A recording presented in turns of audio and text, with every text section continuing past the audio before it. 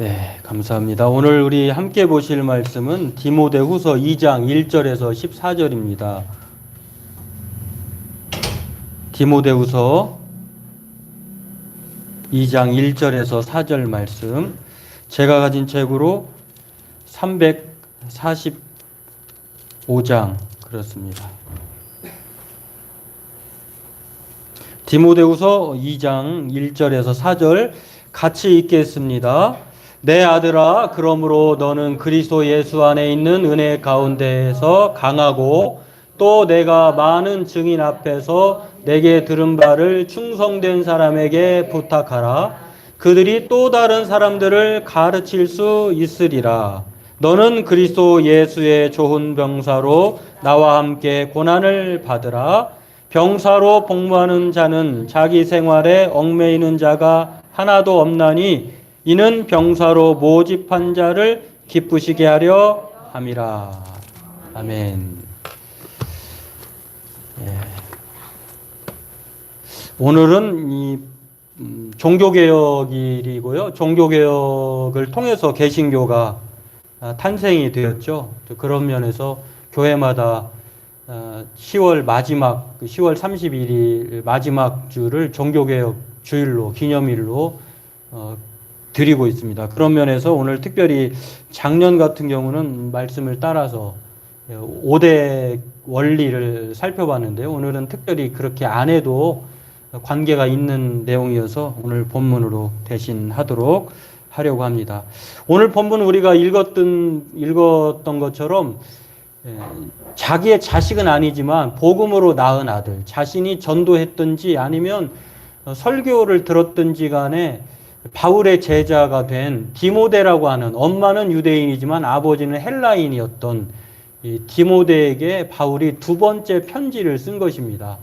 그것도 로마의 감옥에 갇혀 있을 때에 쓴 편지인데 참 이 구구절절 애절함을 느낄 수 있어요. 사랑하는 아들 디모데야, 복음으로 믿음으로 낳은 아들아, 내가 너에게 부탁을 하는데 좋은 병사가 되었으면 좋겠다. 그리고 다른 사람, 모든 사람들에게 너와 같이 많은 사람들 또한 좋은 병사가 되기를 또 가르쳤으면 좋겠다. 그러면서 좋은 병사가 되는 이유는 우리가 하나님의 부르심을 받았고 또한 하나님이 기뻐하기 때문이다 라고 하는 아주 짧은 내용인데요. 이 내용이 오늘 우리에게 종교개혁주의를 맞이해서 저와 여러분에게 하나님이 요구하시는, 원하시는 바람일 것입니다. 오늘 저와 여러분들이 좋은 병사 되길 주의 이름으로 축원합니다. 예, 이런 좋은 병사가 되기 위해서는 오늘 본문을 보면요, 고난을 받으라라고 말합니다. 참 요즘처럼 예전보다 우리가 살기가 좋아진 것만은 분명하잖아요. 그러다 보니까 고난이라는 단어는 우리의 삶에서 가장 싫어할 뿐만 아니라 어떤 면에서는 사라졌다라고 생각할 수도 있어요. 예전처럼 우리의 삶의 편리함, 또 이런 것들이 또 신앙에 있어서의 그런 환경의 그 넉넉함, 이런 것들에 비하면 삶이나 신앙생활하기나 참으로 많이 좋아진 것만은 사실인데, 그러나 그것 때문에 더 우리의 신앙의 깊이와 단단함은 사라지고 있다고 하는 것입니다. 또 가정도 마찬가지입니다. 그러한 면에서 오늘 본문은요, 우리에게 교회다움, 성도다움, 사람다움에 대해서 말해주고 있는데 그게 바로 고난을 받으라라고 하는 것입니다. 이 고난받으라고 하는 이 말씀은요, 개혁자들이 외쳤던 정신과도 일치합니다. 여러분, 우리가 오늘 종교개혁주의인데 종교개혁의 5대 원리가 있어요. 우리 성도님들은 다 한 번씩 들어보셨겠습니다만 이것이죠. 보면 종교개혁 5가지 솔라라고 하는데, 솔라라고 하는 것은 오직이라고 하는 라틴어예요. 이것을 5가지의 오직이라고 하는 말로 바꾸어 볼 수 있는데, 오직 성경, 오직 그리스도, 오직 은혜, 오직 믿음, 오직 하나님께 영광. 이 오직이라고 하는 말을 붙인 이유는 그렇지 않았기 때문에, 성경 말고, 예수님 말고, 은혜 말고, 믿음 말고, 하나님 영광이 아닌 다른 것, 이런 뜻이 있었기 때문에 이게 성경에 위배되고, 또 이것으로 말미암아 로마 카톨릭이 부패하고 있는 것을 지켜볼 수 없었던 것입니다. 그래서 이 5가지 정신을 모토로 해서 종교개혁이 1517년 루터를 비롯해서 칼빈, 쯔빙글리라고 하는 기타 등등의 사람들이 이 로마 카톨릭과의 위배된 이 5가지의 진리를 앞세워서 오늘날 개신교가 탄생을 한 것입니다.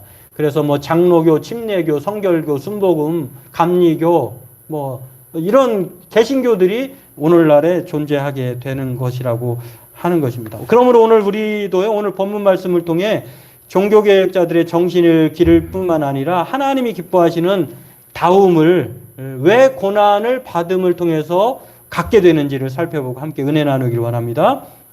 오늘 본문은요, 바울은 고난을 받으라고 말하지 피하라고 말하지 않습니다. 오늘로 얘기하면은 이게 우리와 좀 세상과의 삶에 있어서 좀 다르게 말하는, 거슬리는 말이죠. 고난을 피하는 게 좋고 안 받는 게 좋지 무슨 고난을 받는 게 좋습니까? 라고 생각할 수 있는데, 그런 것들에 대해서 오늘 바울은 뭐라고 얘기하냐면, 고난이 걸림돌이 아니라 디딤돌이고 선택이 아니라 필수이기 때문에 그래요. 여러분, 우리가 예수 믿고 난 이후에 고난이 사라지었습니까? 지지 않아요. 왜냐하면 이 고난이라고 하는 것은 창세기 1장, 2장 그리고 3장에서 보았듯이 아담과 하와가 타락한 이후로 우리가 사는 예수님 앞에 가는 날 동안, 또 예수님이 우리에게 오시는 그날까지는 이 세상이 존재하는 한 고난은 사라지지 않아요. 그렇기 때문에 오늘 성경은 고난을 피하지 말고 받으라라고 말을 합니다. 이 고난을 받으라고 부탁하고 가르치라고 하는 이유는 예수님이 말씀하신 의를 위하여 핍박받는 자는 천국이 저희 것이오라고 하는 마태복음 5장 10절 말씀과 유사합니다. 예수님도 오늘 우리들을 향하여서 의를 위하여 핍박을 받으라라고 했지, 의를 위하여, 예수님을 위하여, 하나님을 위하여, 또 우리의 복음을 위하여 피하라라고 말하지 않았다고 하는 것입니다. 그런 면에서 오늘 예수님을 따르는 사람, 천국 가기를 바라는 사람은 고난을 회피하고 거절하는 사람이 아니라 받는 사람인 줄로 믿으시길 바랍니다. 혹시 내가 예수 믿고 고난을 피하고 싶었다고 하면 여러분, 더 놀라운 사실이 있어요. 고난을 피할 수 없고 받아야지만 고난 가운데 하나님은 우리를 내버려 두지 않는다고 하는 것입니다. 마치 풀무불에 다니엘과 세 친구가 우상 앞에 금신상에 절하지 않고 풀무불에 들어갔지만, 그러나 놀라운 일이 있었죠. 그곳에는 신과 같은 사람이 존재했어요. 하나님이 그 고난의 현장에 함께 있었다라고 하는 것입니다. 오늘 저와 여러분들도 마찬가지입니다. 그런 면에서 왜 우리가 고난을 받아야 하는가? 오늘 본문은 첫 번째로 이렇게 말합니다. 고난을 받아야 좋은 병사가 되기 때문에. 훈련소에 입소한 군인들에게 훈련을 안 시키고 바로 총을 지급하지 않죠. 훈련을 통해서 훈련병이 사병이 되고 사병이 일병, 상병, 병장, 그리고 제대하는 것이죠. 그런 것처럼 훈련은 군인에게 있어서 필요한 것입니다. 왜냐하면 좋은 병사 훈련을 통해서 만들어지기 때문에 그렇습니다. 세계 최강의 인재로 키워내는 교육법을 가진 민족으로는 유대인을 뽑습니다. 우리가 잘 아는, 그래서 우리나라 교육도 대단하지만 유대인 교육, 하브르타라고 하는 교육, 특히 탈무드로 인하여서 받은 이 교육법을 막 세계적으로 도입하는 나라가 많은데, 그 나라의 특징 중에 하나가요, 바로 세계 인구의 0.02%밖에 안 돼요. 1350만 명밖에 안 돼요, 인구가. 참 적은 인구예요. 그것도 이스라엘에는 약 570만 명밖에 안 살고 500만 명은 다른 미국에 살아요. 그리고 나머지는 그냥 세계 곳곳에 퍼져 살아요. 그러니까 이 적은 인구를 가진 나라가 왜 이 최고의 최강 인재를 성장시키는 교육법을 가졌을까? 이유는 어디에 있느냐면요, 고난에 있다는 것이에요. 여러분, 이스라엘 백성들만큼 고난받은 백성이 없어요. 그 유대인의 말에 이런 말이 있다고 합니다. 희망을 잃지 않는다면 역경이야말로 최고의 기회다. 희망을 잃지 않는다면 역경이야말로 최고의 기회다라고 하는 것. 고난이 기회다라고 하는 것입니다.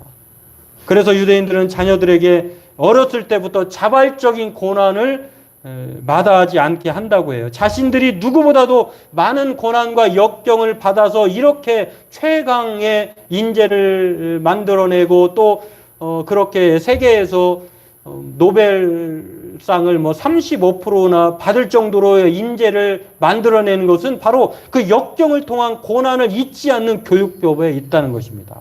그 아이들에게 어렸을 때부터 유랑의 세월을 거쳐 실패를 통해 단련된 것들을 아이들에게 가르친다는 거예요. 우리 한국과는 좀 다르죠. 한국은 부모가 다 해주잖아요. 거의 다. 그러나 유대인들은 그렇지 않는다고 합니다. 독립적인 성장을 위해서 어릴 때부터 아이들에게 우리는 다 그렇게 했지만 지금은 좀 안 그렇잖아요. 집안일을 다 시킨다는 거예요.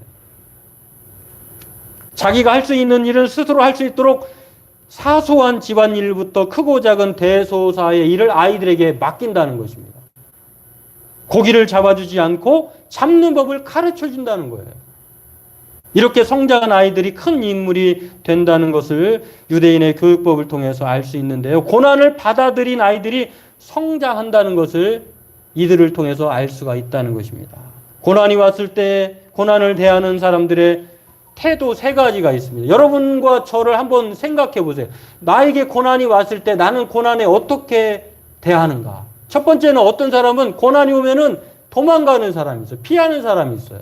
두 번째는 고난을 그냥 내 숙명이야, 운명이야, 팔자련이 하고 그냥 감내하는 것, 견디는 것이죠. 수동적이에요.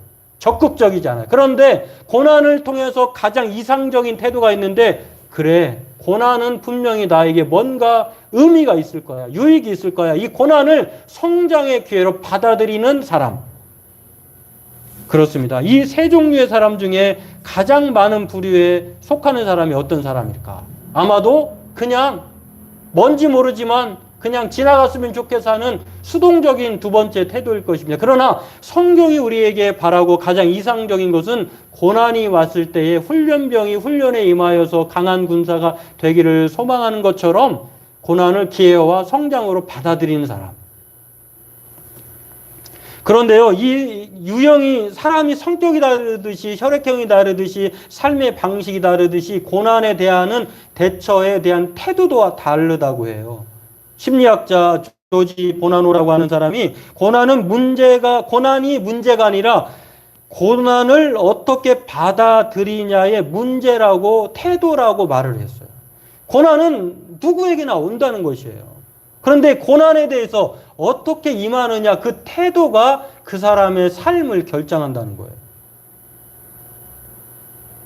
이 사람을 한번 볼까요?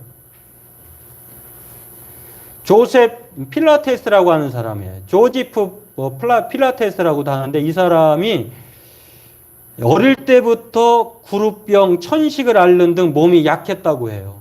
친구들은 그를 놀리고 같이 놀지도 않았다고 합니다. 그런데 천식으로 인해 가슴이 호흡이 좀 가쁘고 호흡도 잘 안 되고 또 조금 길게 하려고 하면 안 되니까 복식 호흡을 연습을 했다고 해요. 체조 선수였던 아버지가 그에게 스트레칭과 근력 운동을 알려주었고 체력을 기르도록, 몸이 약하니까 복싱도 배우기도 하고 서커스단에서 일하기도 했는데, 그렇게 노력한 결과로 건강해졌는데 이게 건강하자마자 1914년 제1차 세계대전이 터진 거예요. 그래서 이 사람은 수용소에 갇힙니다. 강제 수용소에 갇혀가지고 수용소는 지저분하고 음식들은 뭐 제대로 영양 공급이 되지 않는 음식으로 하루하루 이렇게 살아가는데, 원래 안 좋았던 사람이라고 했잖아요. 병이 더 악화되고 마르고 병에 걸렸습니다. 아파도 치료받을 수 있는 그런 자유와 시설이 없어요. 종일 침대에서 누워 있어야 했다고 합니다. 이 고민하던 조지프가요, 수용소 구석에 버려진 어느 날 스프링을 발견합니다. 그리고 그는 사람들의 침대맡에 이 버려진 스프링을 매달고 당길 수 있을 만큼 당기게 해요. 막 하는 거예요. 본인도 하고. 아픈 사람들에게 매일 손잡이를 당겨 운동하는 법을 가르쳐 줍니다. 또 스프링을 이용해서 다양한 운동을 고안을 합니다. 여러 수용자가 이 조셉 필라테스의 덕분에 건강해졌어요. 당시 스페인 독감, 지금은 약이 그냥 1년, 2년 만에 이렇게 나오지만 과학의학 기술이 발전, 그 당시 스페인 독감도 엄청난 팬데믹이었어요. 유럽의 인구가 거의 3분의 1 이상은 이 스페인 독감 때문에 죽었어요. 근데 이 스페인 독감이 유행했던 이 시절에 필라테스가 있었던 이 수용소의 감옥에서는 사람들의 사망자가 거의 안 나왔다고 해요. 누구 때문이냐면 이 필라테스라고 하는 사람 때문에. 수용소라는 이 무기력과 견딤이 아니라 이 사람에게는 이 수용소가 성장의 건강의 기회가 되었다는 거예요. 고난은 좋은 병사로서 피할 수 없는 과정입니다. 고난을 통해 좋은 병사가 되는 거예요. 여러분, 고난하면은 작은 교회, 개척교회만큼 고난이 있을까요? 물론 이제 큰 교회도 큰 교회에 따라서 고난이 있습니다만 여러분 스스로 자체가 교회, 작은 교회 출석하는 게 그리스도로 고난 받는 거예요. 좋은 병사로, 좋은 신앙인으로 저는 그렇게 믿어요. 좁은 문으로 들어가는 거 쉽지 않아요. 넓은 문은 다 쉽고 편해서 잘 들어갑니다. 그러나 좁은 문을 들어가는 거 작은 교회 누구나 다 자신을 이렇게 드러내야 되고 또 면면이 다 이렇게 오픈되어야 되고 또 여러 가지 해야 될 일이 있는데 여러 가지 제약을 받고 어려움도 생기는 그런 것들을 스스로 찾아서 한다는 것은 쉽지 않죠. 그러나 오늘 성경은 말합니다. 고난은 좋은 병사로서 피할 수 없는 과정이다. 그래서 성경 시편 119편 71절에 고난의 유익함을 이렇게 말합니다. 고난당한 것이 내게 유익이라 이로 말미암아 내가 주의 율례를 배우게 되었나이다. 욥기서 45장 욥의 고난의 대명사인 욥이 이렇게 말합니다. 내가 주께 대하여 귀로만 듣기만 하였사오나 이제는 눈으로 주를 배웁나이다.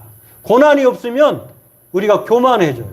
그러나 고난 때문에 우리의 약함을 인정하고 하나님의 은혜의 시작이 된다고 하는 것입니다. 그러므로 오늘 우리는 그리스도 예수의 좋은 병사로 고난받기를 마다하지 않길 원합니다. 고난을 통해 좋은 병사 되기를 주의 이름으로 소망합니다. 두 번째로 고난받음을 통해 모집한 자를 기쁘시게 할 수 있기 때문입니다. 왜 우리가 고난을 받아야 되느냐? 좋은 병사 되기 위해서. 또 하나는 바로 이 고난을 통해서 하나님을 기쁘시게 할 수 있다는 것입니다. 누가복음 14장 27절에 예수님은 이렇게 말합니다. 제자의 조건 중 하나가 누구든지 나를 따르려거든 자기 십자가를 지고 나를 따르라. 이 십자가를 지고 따르지 않는 것, 고난을 지고 따르지 않는 자는 합당하지 않다. 제자가 되지 못한다라고 말을 합니다. 예수님을 따르는 자들을 성경은요, 그리스도인이라고 부르는 말보다 사실은 제자라는 말을 성경에 보면 선호했어요. 지금은 우리를 성도, 또 예수쟁이, 그리스도인이라고 하지만 사실은 가장 이상적인 말이 제자라고 하는 말이에요. 성경을 보면 사도행전 11장 26절에 그 전까지는 예수님을 따르는 사람들을 가리켜서 제자라고 했어요. 근데 이 제자라고 하는 용어의 뜻을 보면은요, 뭐 헬라어로는 마데테스고 영어로는 disciple이라고 하는데 이 단어의 원어의 뜻을 보면은요, 그냥 배워서 아는 지식을 선생으로부터 사사받는 그런 뜻보다는 견습생, 도제라고 하는 거예요. 그 스승이 하는 것들을 그대로 다 답습하고 배우고 하는 그런 뜻을 가진 거예요. 다시 말해서 예수님이 하신 모습을 그대로 따라가는 것이 바로 제자, 우리들이라고 하는 것입니다. 예수님이 우리에게 따라오라고 하신 것, 보여주신 것은 무엇입니까? 신약 성경에 가장 많이 나와 있습니다. 예수님은 이 땅에 계실 때 오직 하나님 아버지의 뜻을 따라 고난을 받으셨어요. 낮고 천한 인간의 범을 입고 이 땅에 오셨다고 하는 것입니다. 온갖 수치와 멸시를 당하셨습니다. 그리고 십자가에 못 박히시기 전 얼마나 많이 고난 가운데 처했든지 겟세마네 동산에서 기도하실 때에 땀방울이 핏방울이 되었다고 하십니다. 고난이 극도로 심했다는 거예요. 끝까지 고난을 피하지 아니하시고 성부 하나님께, 그리고 마지막으로 이 겟세마네 동산에서 기도하실 때에 피할 수 없는 고난에 대해서 예수님은 뭐라고 말을 합니까? 아빠 아버지여, 아버지께는 모든 것이 가능하오니 이 잔을 내게서 옮기시옵소서. 그러나 나의 원대로 마옵시고 아버지의 뜻대로 하옵소서. 예수님도 고난이 뭔지를 아셨어요. 싫었어요. 피하고 싶었습니다. 그러나 그게 아버지의 뜻이 아니라는 걸 아시고, 그러나 나의 원대로 마옵시고 아버지의 뜻대로 하옵소서라고 말을 합니다. 예수님은 고난을 이렇게 피하지 않고 받으시고 우리로 하여금 고난을 피하지 말라고 따라오라고 말씀을 하십니다. 수십 년 동안 루마니아 감옥에서 고문을 당하고 나중에 순교자의 목소리를 설립한 루마니아의 리처드 원브란트라고 하는 목사님이 있습니다. 이분에 대한 일화를 하나 소개하자면요, 이렇습니다. 이 내용을 보면 감옥에서 다른 죄수들을 가르치는 것은 엄중하게 금지되어 있었습니다. 그렇다 하다가 적발이 되면 심한 구타를 당하게 되지요. 우리 중 다수는 설교할 수 있는 특권을 위해 대가를 치르기로 결심하고 공산주의자들의 보복을 받아들이기로 했습니다. 다시 말해 우리는 설교하고 그들은 구타하였습니다. 우리는 설교하면서 행복했고 그들은 때리면서 행복했습니다. 그래서 모두가 행복했습니다. 참 이 말이 와닿지 않을 것입니다. 수용소에 갇혔어요. 루마니아가 지금은 뭐 좀 완화 많이 되었습니다만 공산주의 국가잖아요. 복음을 전하면 안 되는 나라예요. 그러나 기꺼이 복음 때문에 갇힌 이 원브란트 목사님은 설교하면은 맞아요. 구타를 당하게 돼요. 그러나 기꺼이 설교하면서 맞는 것을 택했다고 하는 것. 맞으면서 그들은 행복했고 때리는 사람 좀 악랄하잖아요. 여러분, 그러나 결과는 다를 것입니다. 고난 받는 사람은 십자가 없는 고난은 영광이 없어요.